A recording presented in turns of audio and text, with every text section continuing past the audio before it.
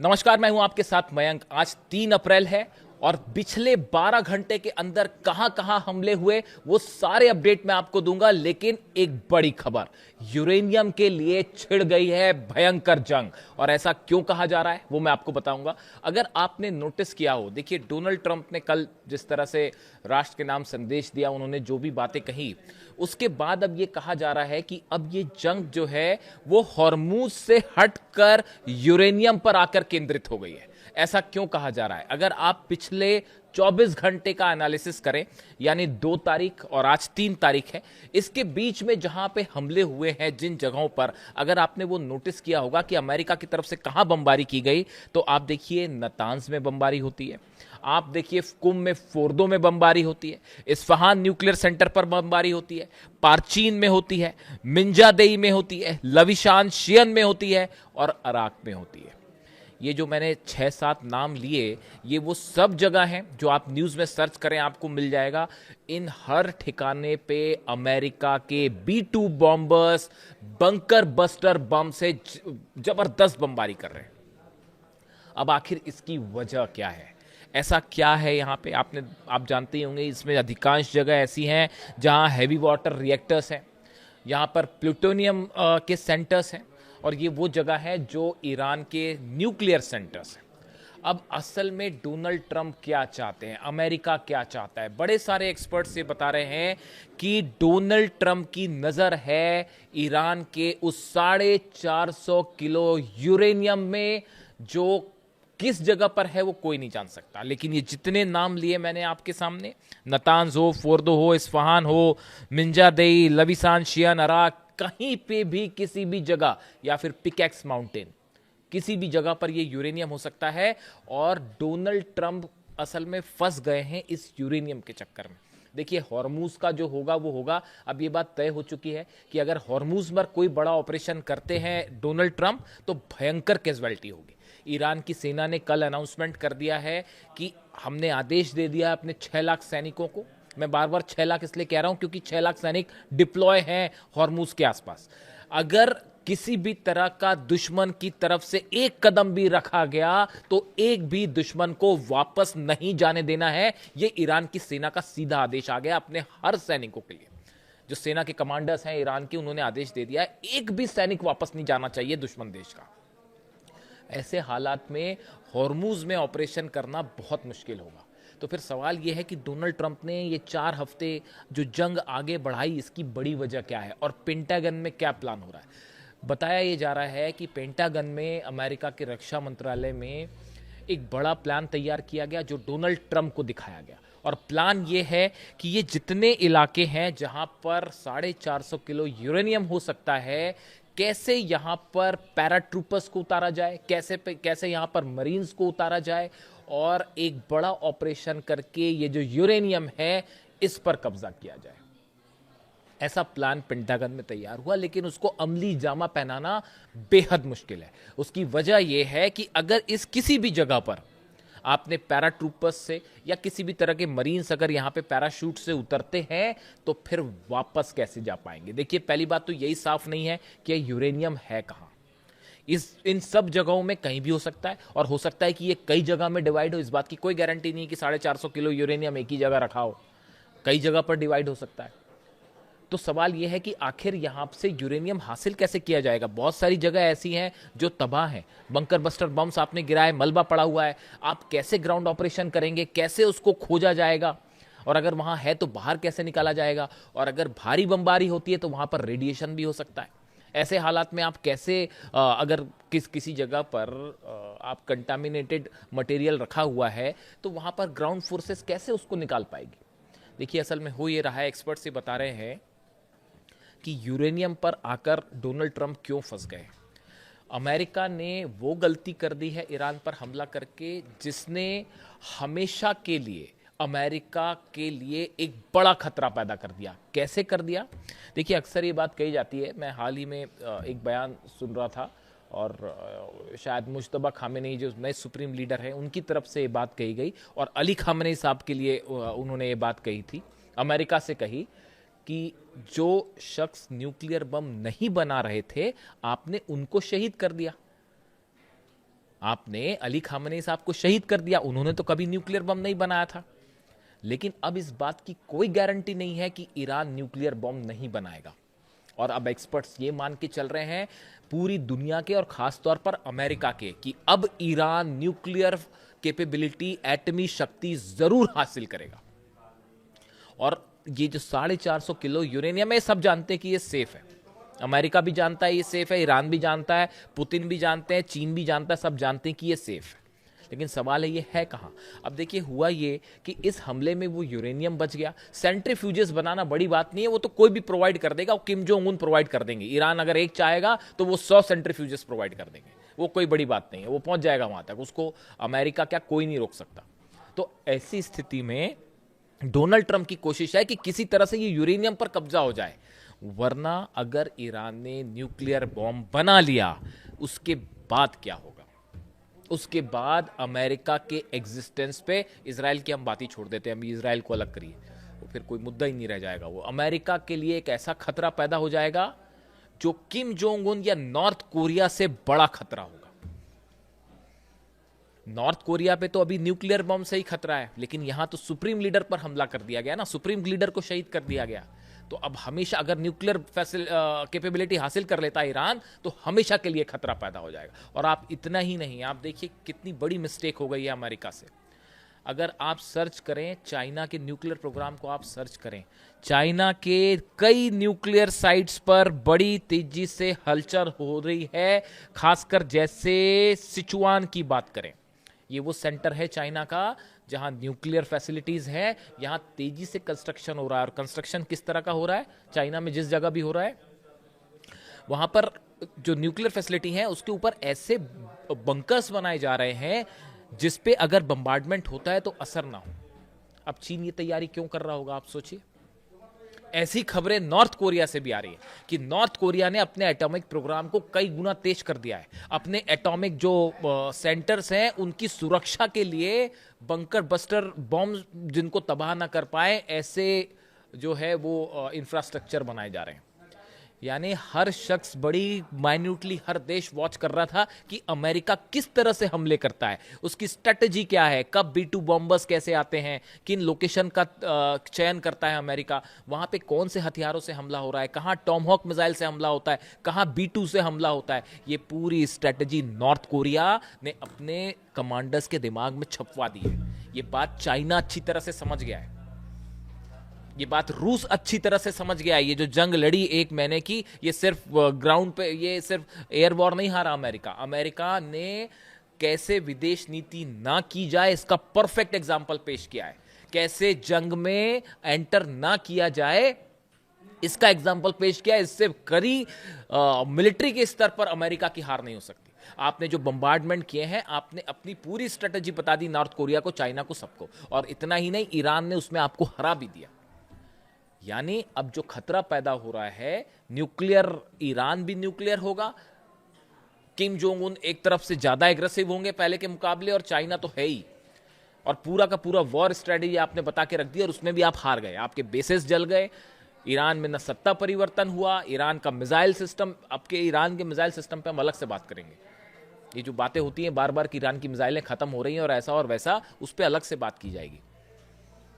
कुछ खत्म नहीं हो रहा, अभी मैं आपको हमले गिनाऊंगा, आप देखिएगा। लेकिन अब हुआ ये कि इस पूरे मामले में देखिए, पहले बातचीत हो रही थी, अली खामनेई साहब जब थे, बातचीत चल रही थी, अब्बास अराक्ची साहब बात कर रहे थे। ईरान जो है पूरे सलीके से बात कर रहा था कि आप एक सम्मानजनक स्तर पर समझौता करते। ईरान का मकसद नहीं था न्यूक्लियर बनाना, अगर न्यूक्लियर होता तो अब तक तो खत्म हो गया होता अमेरिका।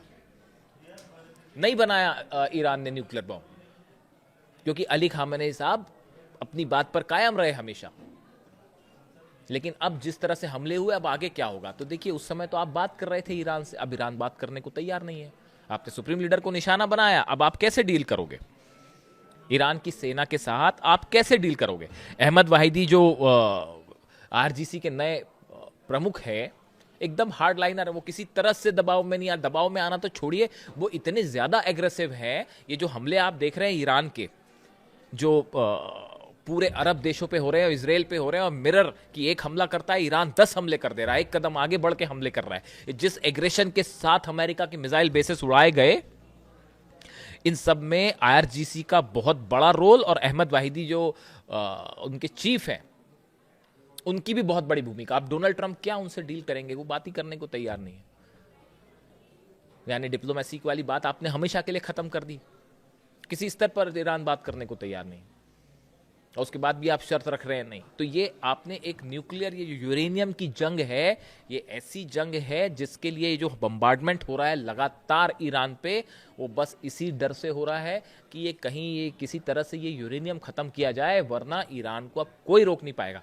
इस बार तो मिसाइल्स वाली जंग हो रही थी, लेकिन अगली बार ऐसे हालात बने तो फिर सीधा एटमी जंग होगी। और ये अमेरिका की विदेश नीति को इससे बड़ा करारा झटका और कुछ नहीं हो सकता, ऐसा तमाम एक्सपर्ट्स की बात जो है उनकी ये राय है। अगर आप हमलों की बात करें, तेल अवीव में, रमत गन में, हाइफा में, इलियत में भयंकर हमले हुए हैं पिछले 12 घंटे के अंदर। बीती रात की हम बात करें, एक तो हिजबुल्लाह की तरफ से लगातार तेल अवीव पर ऐसा लगता है कि उन्होंने फिक्स कर रखा है। ये पिछली बार भी हुआ था ऐसा। अगर आप ये पैटर्न नोट करें, मैं आपको एक वीडियो में पहले ही बता चुका हूं कि इजराइल पर जो हमले होते हैं, ऐसा लगता है कि शिफ्ट तैयार कर दी गई है कि आईआरजीसी जो अलग अलग 31 कमांड में डिवाइडेड है, उसमें तय कर दिया गया है कि पहली यूनिट सुबह 7 बजे हमला करेगी, दूसरी यूनिट 9 बजे हमला करेगी, तीसरी यूनिट 11 बजे, और ऐसे शिफ्ट में हमले हो रहे हैं। हर 2-3 घंटे में खबर आती है कि इजराइल में अब सायरन बज रहा है और मिसाइल गिर रही हैं, ड्रोन गिर रहे हैं, और डिफेंस एयर सिस्टम डिफेंस तो खत्म ही है। उसका नतीजा आप देखिए, अब तस्वीरें आ रही हैं, पहले नहीं आ रही थी, अब इजराइल से तस्वीरें आ रही हैं। हर जगह तबाही हो रही है, और वो बेसिस पर तो जो थे उसमें तो कितनी तबाही है उसकी अभी इंफॉर्मेशन ही सामने नहीं आई है। जो जितने भी रनवेज थे इजराइल के, जहां टेक ऑफ करते थे F-35 जेट्स और बाकी के फाइटर जेट्स, चाहे वो बेन गुरियन एयरपोर्ट हो, चाहे नेगेव हो, सब जगह, नेवातिम हो, सब जगह भयंकर तबाही मची। इसके अलावा आप बात करें, देखिए इरबिल में अमेरिका के बेस पर फिर से हमला हुआ है, जॉर्डन में यूएस बेस पर फिर मिसाइल गिरी है, और आप बात करें बहरीन के 5th फ्लीट जो है जहां अमेरिका की, उसका तो ये हाल है, जो एक्सपर्ट बता रहे हैं कल फिर हमला हो गया उसमें। जो बहरीन की 5th फ्लीट है उसमें कल फिर से हमला हुआ, उसके ऊपर फिर से मिसाइल मारी गई। यानी 5th फ्लीट का ये हाल है वहां अमेरिकी सेना का कि वो बाहर नहीं निकल पा रहे हैं। वहां हर दूसरे दिन बहरीन में 5th फ्लीट जो है अमेरिकी सेना को टारगेट करके हमला हो जाता है, और बड़े सटीक स्ट्राइक्स, और एयर डिफेंस पूरा खत्म है, थार्ड पूरा खत्म है, पेट्रियट खत्म है, वो कुछ नहीं रुक रहा। डोनाल्ड ट्रंप कह रहे हैं कि हम अपने अरब देशों को अकेला नहीं छोड़ेंगे, उनकी मदद करेंगे। अरे भाई, अपनी मदद तो हो नहीं पा रही है, तो दूसरे की मदद कैसे करेंगे? बड़ा सवाल ये भी है। अरब देश क्या विश्वास कर पाएंगे अब अमेरिका में कि अमेरिका हमें बचाएगा? कैसे बचाएगा? वो अपने बेस नहीं बचा पाया तो आपको क्या बचाएगा? और बड़े दिनों से मंथन चल रहा है कि ईरान के खिलाफ जो है मन बनाया जा रहा है कि मिलकर हमला करे, हिम्मत कोई नहीं कर पा रहा। ये भी बड़ी खूबसूरत बात है कि 1 महीना हो गया और क्यों मिसाइल्स के नंबर बता रहे हैं कई देश की, हमारे ऊपर जो है वो 200 बैलिस्टिक मिसाइल गिर गई, हमारे ऊपर जो है 350 ड्रोन से हमला हो गया। अरे भाई, हमला हो गया तो आप भी कर लीजिए, पलटवार कर दीजिए। किसी की हिम्मत नहीं है, क्योंकि ईरान की सेना, बताया जा रहा है, जो एक्सपर्ट्स हैं, खासतौर पर ईरान के, मेरे कई लोगों से बात हुई जो कि ईरान की जानकार हैं और ईरान की सेना से उनकी विशेषज्ञता रखते हैं जो उस मामले में, वो ये बता रहे हैं कि ईरान की सेना अब ऐसी सिचुएशन में है जो अब वो किसी की सुनने को तैयार नहीं। वो इस्लामिक रेवोल्यूशन के जो प्रिंसिपल्स थे उस पर चल रही है, और सुप्रीम लीडर का असैसिनेशन एक ऐसी घटना थी जो जिसने इस जंग की पूरी सूरत ही बदल के रख दी। आज अमेरिका और इजराइल समेत 12 देशों पर हमला किया ईरान ने, और ईरान उसमें जीत हासिल कर चुका है। अमेरिका वापस जाने को मजबूर हो रहा है। इससे बड़ी जीत ईरान की और क्या हो सकती है? आप देखिए। इसके अलावा बगदाद की बात करें, अमेरिकी नागरिकों को कह दिया भैया इराक छोड़ दीजिए, वरना आप कभी भी किडनैप हो सकते हैं, आपके ऊपर हमले हो सकते हैं, मिसाइल अटैक हो सकते हैं। इराक का तो ये हाल है कि वहाँ पे जो है जितने बेसेस हैं अमेरिका के, वहाँ पे लगातार ड्रोन ही बरस रहा है। वो ड्रोन हमले रुक ही नहीं रहे वहाँ पे अमेरिका की सेना संभल ही नहीं पा रही है। आप देखें दुबई की फिर से हम बात करें, दुबई पे बार बार ये कहा जा रहा है कि यूएई जो है वो जंग में शामिल हो सकता है, और इस तरह की बातें हो रही है। अबू मूसा आइलैंड को लेकर मैंने बताया था कि यूएई ऑपरेशन वहाँ करने के लिए कह रहा है। अबू धाबी और दुबई में जितनी मल्टीनेशनल्स हैं सब में वर्क फ्रॉम होम शुरू हो गया है। वो अमेजॉन पर जैसे हमला हुआ उसके बाद से जितनी बड़ी मल्टीनेशनल कंपनियां हैं, डेटा फर्म्स हैं, उन सब में वर्क फ्रॉम होम कर दिया गया, कहा गया कि भाई घर से काम करिए वरना कब क्या मिसाइल गिर जाए कोई भरोसा नहीं है। तो आप सोचिए कि पूरी दुनिया भर में कितने बड़े स्तर पर अर्थव्यवस्था को जो है क्षति पहुंच रही होगी। और कई लोग तो ये भी कह रहे हैं कि $200 प्रति बैरल चला जाएगा ऑयल। ये बार बार अनाउंसमेंट, प्रेस कॉन्फ्रेंस करने और बयान देने से तेल के दाम कम नहीं होते। एक या दो बार कम हो सकते हैं, उसके बाद बार बार कम नहीं होंगे। और ये कहा जा रहा है कि $200 प्रति बैरल तक जा सकता है। उसके बाद जो हाहाकार मचेगा, शायद वर्ल्ड वॉर 2 के बाद ऐसी सिचुएशन बनती दिखाई देगी। आप देखें, एक बड़ा कोइंसिडेंस और है कि 2 दिन पहले जो है रशिया के विदेश मंत्री लावरोव ने कहा कि हालात वर्ल्ड वॉर वाले हो रहे हैं। उसके बाद डोनाल्ड ट्रंप ने जब कल प्रेस कॉन्फ्रेंस की तो डोनाल्ड ट्रंप भी यही बोले कि वर्ल्ड वॉर 1 इतने दिन चला था, वर्ल्ड वॉर 2 इतने दिन चला था। यानी वर्ल्ड वॉर का जिक्र डोनाल्ड ट्रंप भी कर रहे हैं और रूस भी कर रहा है। मतलब समझिए, बड़ी सारी चीजें, ये जंग सिर्फ अमेरिका ईरान की नहीं है, रूस भी इन्वॉल्व है और चाइना भी इन्वॉल्व है। बात ये भी है। इसके अलावा आप देखें कि अब आगे अमेरिका क्या करेगा। बार बार मेरे से सवाल हो रहे हैं। देखिए, पावर प्लांट्स निशाने पर हैं ईरान के। इलेक्ट्रिसिटी 2 प्लांट पर कल हमला हुआ है। तेल के ठिकानों पर ईरान के हमले होने शुरू हो गए। खर्ग पर पता नहीं, मैं इस बात को लेकर बहुत कन्विंस नहीं हूं कि हॉर्मूज में अमेरिका ऑपरेशन करेगा, क्योंकि जो स्ट्रैटेजिकली मैं सिचुएशन समझ पा रहा हूं, अगर वो खर्ग में आएंगे तो फिर वापस नहीं जा पाएंगे। भाई सिचुएशन तो, हालात तो यही बता रहे हैं। ईरान के ऊपर क्या किसी बड़े हथियार से हमला हो सकता है? मतलब मेरा कहना है किसी तरह का क्या केमिकल वेपन से या वेपोराइज बम जो होता है जो सब कुछ जीरो कर देता है, इस तरह की कोई हमले हो सकते हैं, हो भी सकते हैं, यू नेवर नो। क्योंकि अब आपने जंग में तो ईरान ने हरा दिया, अब इसमें तो किसी को कोई शक रहा नहीं। बड़े बड़े एक्सपर्ट दुनिया भर के हैरान हैं कि ये कैसे हो गया, क्या हो गया। 1 साल से मैं वीडियो बना रहा था, आपको 1 साल से बता रहा था हमला करने का अंजाम क्या होगा। कुछ नहीं बचेगा, ना बेस बचेगा, ना इकोनॉमी बचेगी, ना हॉर्मूज बचेगा। और देखिए वही हुआ।